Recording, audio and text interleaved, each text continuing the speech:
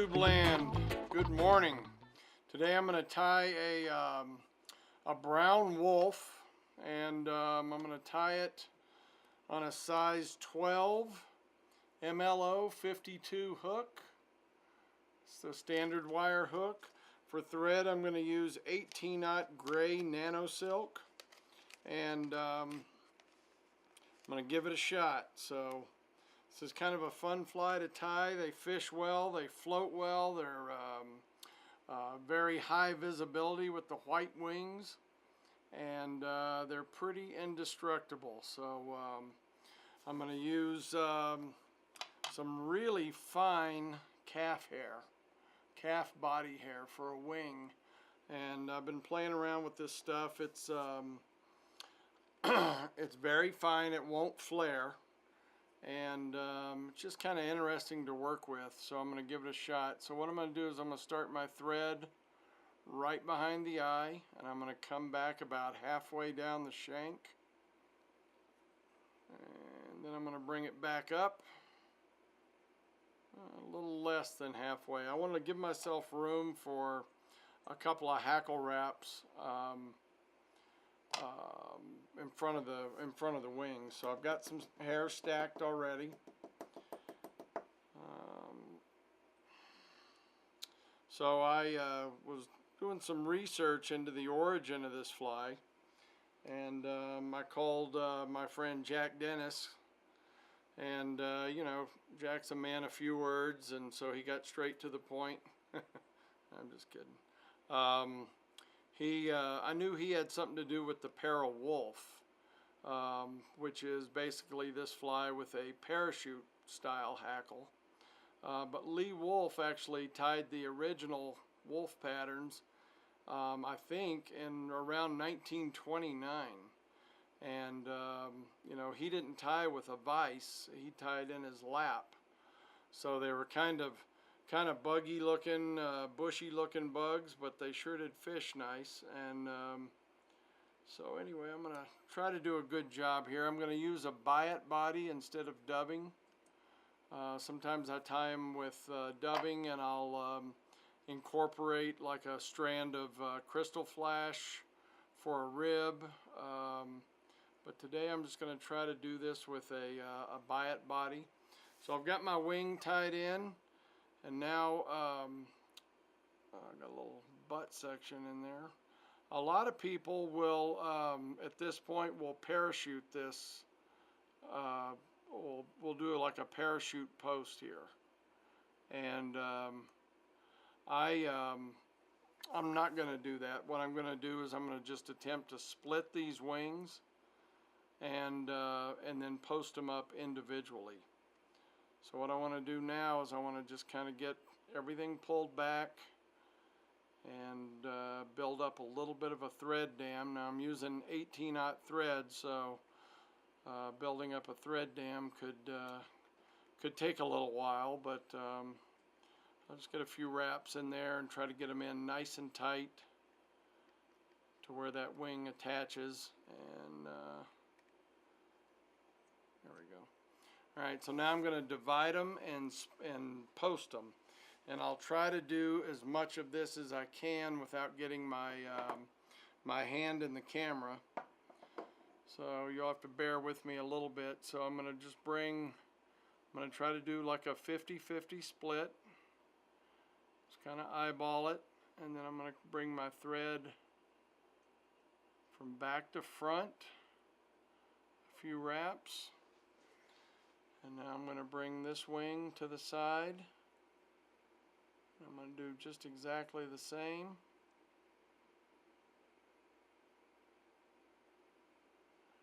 Okay, so now my wing is basically split and pretty close to 50-50. And there's always going to be a lot of little fibers, especially with this really fine calf body hair. They're going to get away from you, so I'll try to do a good job of cleaning up as I go. Alright, so the first wing I'm going to wrap is going to be the one that's closest to me. So I'll go ahead and turn the vise a little bit. And all I'm trying to do here is get some nice flat touching wraps. I'm just trying to gather this wing. You know, I don't really have to worry about putting too much tension on it and it flaring on me, because this is not that kind of hair.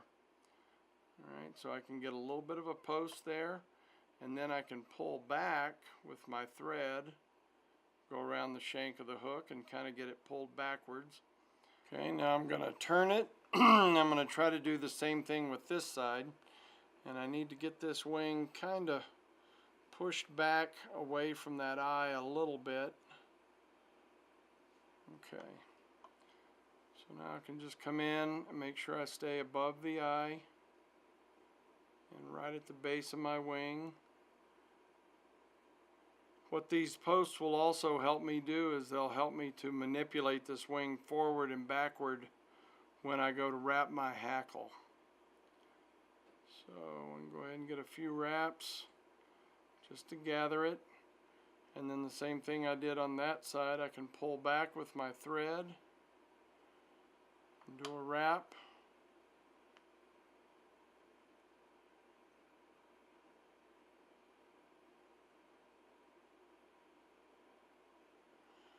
Okay, and now I can manipulate these wings a little bit. So that's my wing set. I'll come in here and try to clean up a little bit as I go. And it looks, you know, obviously it's going to look a lot better to me than it is on the camera. The camera's going to pick up every loose little hair and any wayward fiber at all. Okay, so now I'm going to come down and I'm going to step off. And I want to try to, since I'm doing a buy-up body, I really want a smooth taper here. So there's a couple different ways I can achieve this. You know, with 18-aught thread, it's going to take a lot of wraps to build up a thread taper so that I don't have this step right here. I can use a little bit of dubbing if I need to. But the first thing I'm going to try is I'm going to use the butt sections of my tail fiber and see if I can eliminate a lot of it there. So I'm going to bring my thread back to the back. This fly does not have a traditional three-tail, you know, three-prong mayfly tail. It's got a much bushier tail. I'm still going to use Coq de Leon, but I'm going to use several fibers, so maybe a dozen fibers or so. And just pull them off perpendicular, trying to get them nice and straight, get my tip straight, and pull that off. Okay, so that's all. That looks pretty good. Now what I'm going to do is the same way I put all my tails on. I'm not going to measure it, I'm just going to hold it diagonally to my side of the hook shank, and then when I do a couple of wraps, I'm sitting on top. Okay, and then I'm going to get my butt ends right through the middle of my wings, and I can pull it to length. Okay, so that's about the length of the shank right there. And I can go ahead and put some pressure now and tie these butt ends right up to where my calf hair ended. And then I can bring the butt sections back, trap those down,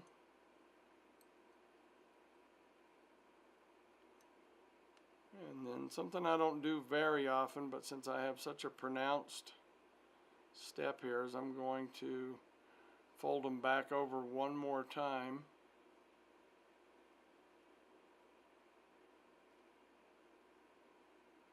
See if I can eliminate a lot of that space there. And the butt sections, as you can see, they compress much easier than that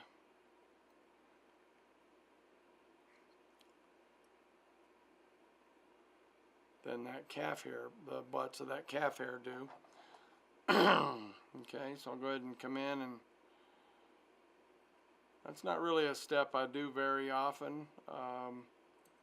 Just trying to be a little bit innovative and try to get a little smoother a little smoother working surface here. Go ahead and flatten my thread out. And I've got this little bump here to deal with, but I think I can get that under control fairly easily. And to stand my tail up, I'm just going to come back and I'm going to press with my fingernail and kind of get it bent up a little bit, and then I'll do the wrap underneath. Pull it tight. That sets that up. I have used dubbing before to do this, and you know, all the any method you can think of, but with the biot I really want it to wrap smooth. For a biot on this fly, I'm going to use some brown olive, and it's a really nice color, but it also, for goose biots, these are actually pretty long. So for a size 12 fly, that excuse me, that comes in pretty handy. So I'm just going to tie it in right by the tip.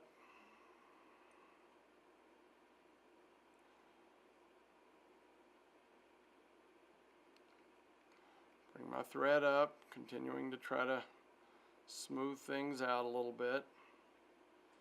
Okay, now I'm going to go ahead and get my thread out of the way. And when I put biots on, I always like to use some sort of super glue. Whatever you like will work. I use the Wapsi Z-Mint.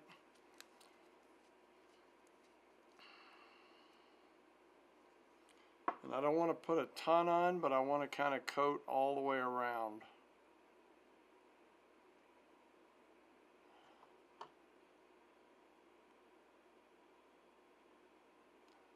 So I definitely don't want it dripping, or I don't need an excessive amount. And then I'll use a hackle plier to go ahead and wrap my biot.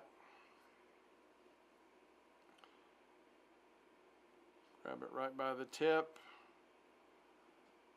Just kind of let the weight of your hackle plier pull on your biot so you don't pull that tip out. And then I'll use the rotary feature, and let's see how we navigate these little bumps here. I just want it to kind of be smooth. It'll certainly show up on camera if it's not. And bring my thread back.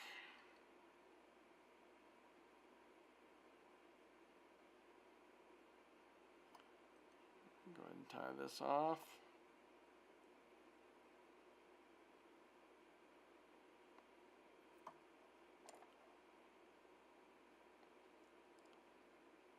Okay.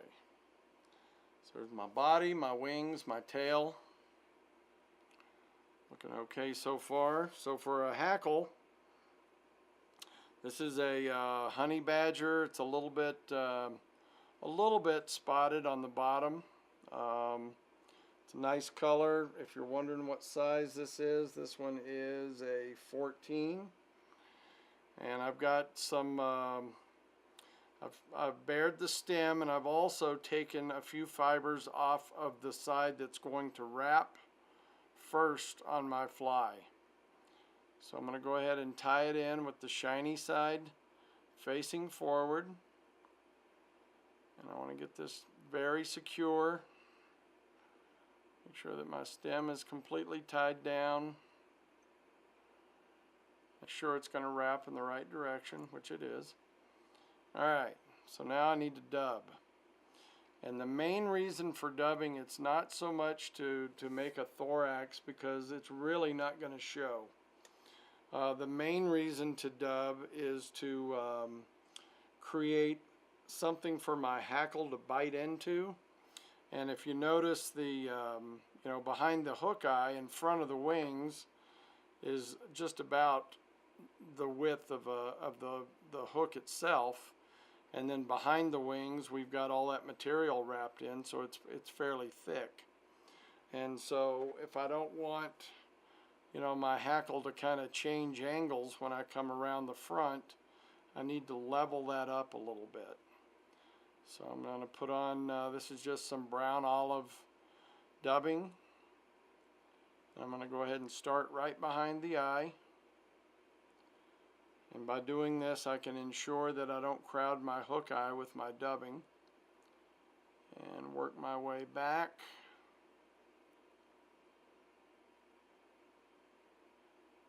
So I want to make sure and keep it nice and even at this point, and then I'm going to come behind my wings. And I need a little bit more. I don't like to get into these little flies and then have to start picking dubbing off, especially fine and dry. If it's like hare's ear or something like that, it comes off, or ice dubbing comes off pretty easy. But this stuff winds on pretty tight. So I'm going to go ahead and slide this up.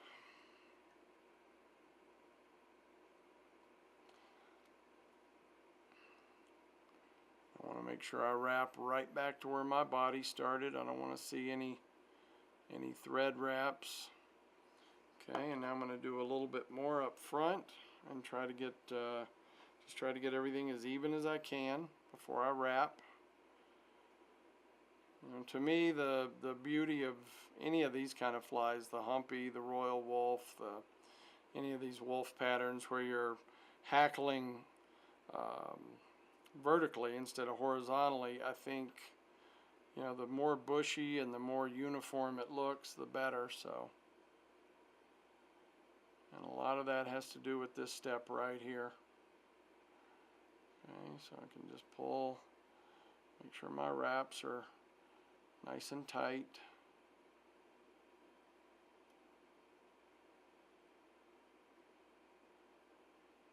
Okay, so I think that's going to work out okay. Get my thread up out of the way. Okay, so now I'm ready to wrap my hackle. I'm pretty happy with the way that thorax looks.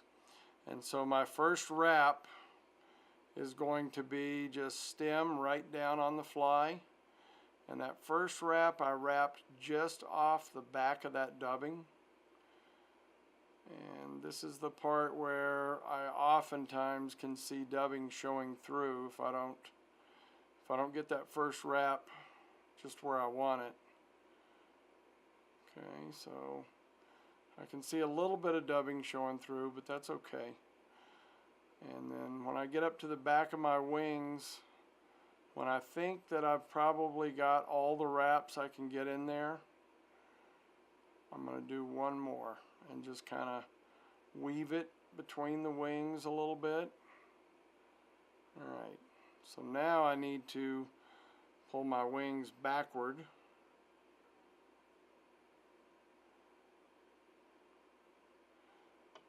And I want to do my wraps in front. So that first wrap I need to get right up in front of those wings.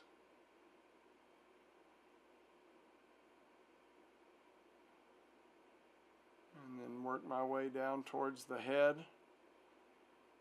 And I don't want to go too much because I will crowd the eye. I'll also finish this with a half hitch tool, which will help in pushing that hackle back and cleaning up my eye. So this is where I'm happy to have 18-aught thread, because tying this hackle off and not building up a lot of thread is easy to do with nice thin thread here. So I know that I've got a few hackle fibers coming off the front, but when I use my half hitch tool, I'll fix all of that. And the ones that don't fix, I'll just trim away. So now I'm going to just use this at the end of my whip finisher. And that packs everything back nicely. Keeps my eye nice and clean.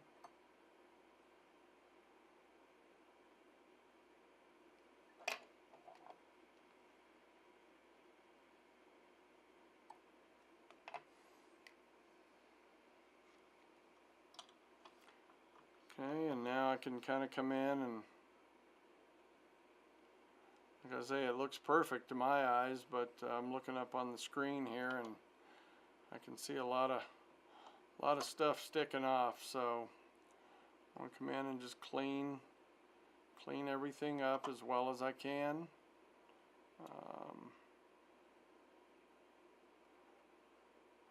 Couple of errant hackle fibers.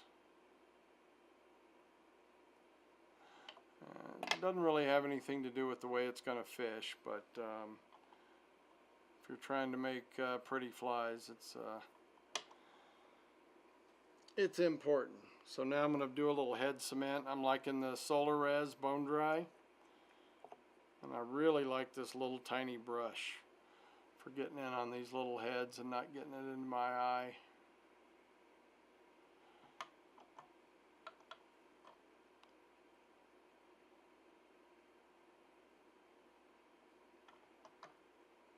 Goes right where I want to put it.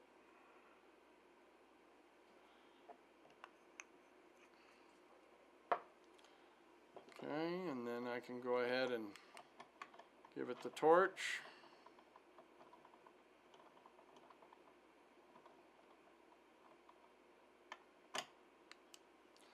Alright, well, I hope you enjoyed that. It's a fun fly to tie. Like I said, it's really highly visible with these white wings. It stays together. If you wanted it to float a little flatter in the water, you could come in and cut all your hackle off at the bottom, which I sometimes do once I've been fishing them for a little while. But I like to start out like this, and I've had some really good success with these flies up on the New Fork River and the Bighorn and Thermopolis, I enjoyed tying it, and I hope you enjoyed watching, and tie up a few. Thanks for watching.